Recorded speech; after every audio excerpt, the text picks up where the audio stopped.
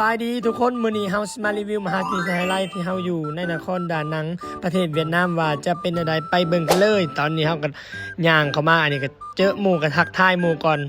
บายดีทุกคนมื้อนี้เฮาสิมารีวิวมหาวิทยาลัยที่เฮาอยู่ในนครดานังประเทศเวียดนามว่าจะเป็นจั่งใดไปเบิ่งกันเลยตอนนี้เฮาอยู่ชั้น4ย่างเข้ามาอันนี้ก็เจอหมู่ก็ทักทายหมู่ก่อนอากาศประเทศญี่ปุ่นเลยเนาะมีภูเขาอ้อมห้อมขนาดคือว่าประเทศญี่ปุ่นต่อไปเฮาก็สิย่างมาเลยเห็นบ่ตึกทางเบื้องขวานี่จะเป็นตึกที่ว่าทุกคนมาก็จะต้องถ่ายเช็คอินโคตรงามเลยหม่องนี้เป็นหม่องยื่นเอกสารต่างๆอันนี้ก็จะเป็นทางหนทางของโรงเรียนเฮาไว้รถเหยารถใหญ่ครูอาจารย์เมื่อกี้นึกว่าสตรีทของอเมริกาที่เฮาเห็นด้านหน้านี่ก็เป็นป้ายบอกทางไปตึกเรียนแต่ละตึกเนาะอันนี้จะเป็นตึก F ตึกที่เฮามาเรียนบอกวิชาหรอกวิชาเลขวิชาต่างๆแล้วแต่ในตารางประจารย์ให้เรียนตึกใดหลังจากที่เฮาเบิ่งตึก F แล้วเฮาก็สิย่างไปอีกโซนหนึ่ง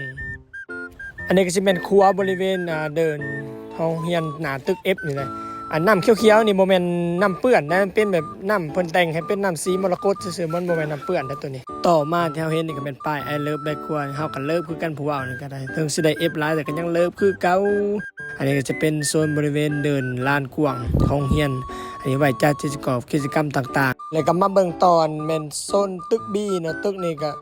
เบิ่งขึ้นได้น้อยแต่ว่าป้าเวลาย่างคือว่าอยู่ภูสะเหลาสูงขนาดพันไดเพิ่นเฮ็ดสั้นขนาดอันนี้ก็เป็นโซนสุดท้ายตัวนี้คันย่างไปทางหน้าจะเป็นประตูทางเข้าแต่ว่าเฮาก็บ่ได้ไปเพราะมันไกลแห้งขนาดย่างพาทัวร์ถ่ายคลิปสำนี้เฮาก็เมื่อยแห้งเลยมื้อนี้เฮาก็สิได้ลาท่านผู้ชมไปก่อนเด้อมื้อนี้อย่าลืมกดไลค์กดแชร์กดติดตามบ๊ายบาย